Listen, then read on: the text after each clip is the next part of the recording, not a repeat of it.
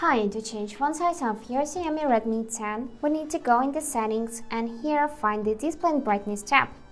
After that, scroll till the very bottom of this page to see this section font settings. And now you can adjust font settings as you want. So here to make your text smaller, just drag the slider left. And this is the smallest option available. And to make it bigger, just drag the slider right. Let's make it at this point, and after that we can also change the font style. For example, you can switch from default option to Mi Sans, and that is how your text will look now. Also, it will make it even bigger. And you can tap on the three dots and here go in this font tab and select something from this app. So now let's check the changes. Let's open settings. And as you can see, my text just got bigger and we have different font style.